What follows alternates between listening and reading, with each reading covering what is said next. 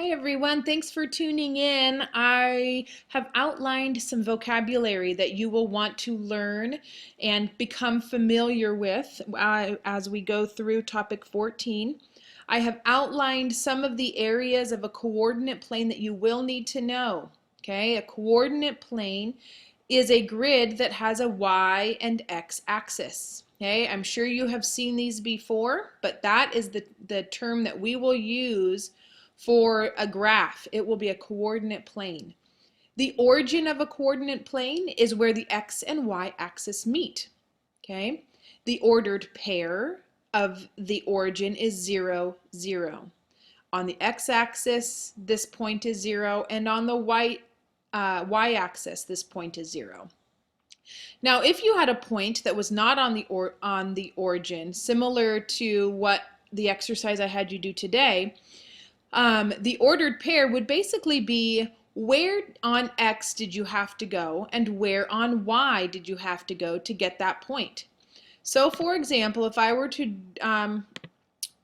bring out my drawing tools here, and I would choose, let's see, what color do we want to use? Let's just freehand. And if I were to choose this point here, okay, on our coordinate plane, what would the ordered pair look like? Okay, and it's important to know that with ordered pair, we always talk about the x value first. As you can see in each of these ordered pairs that give you a general description of what the values look like, the x value is always first. So if we were to count over how many grid blocks the dot is on the x-axis, we would count 1, 2, 3. Okay, so our x value would be 3, but what would its sign be? Is it positive or is it negative? If you look here, just our little cheat sheet, all values to the left side are negative, so this would be -3. Okay? And then we're going to count on the y value in order to find our ordered pair where this point is on the y-axis. 1, 2, 3. So this point here is at -3, 3. The x value for this point is -3. The y value for this point is +3. So what we would do is we would write it 3,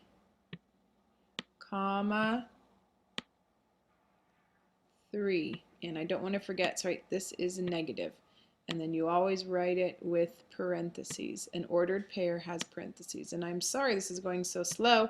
I should have minimized my pen size, but that's what it looks like. That is where that ordered pair would be, and that would be the ordered pair describes where on the graph the point is. So let's talk a little bit about what are some of the qualities of this point, right? It is in quadrant 2. It has a negative x value. It has a positive y value. And we can, from these two numbers, find out what some of the other numbers that would be in relation or proportional to this ordered pair. And how we would do that would be to use a t-table. And a t-table is basically something you've seen before, but it becomes very useful when we are graphing points on a coordinate plane. A t-table is a diagram that shows the relationship between x and y values.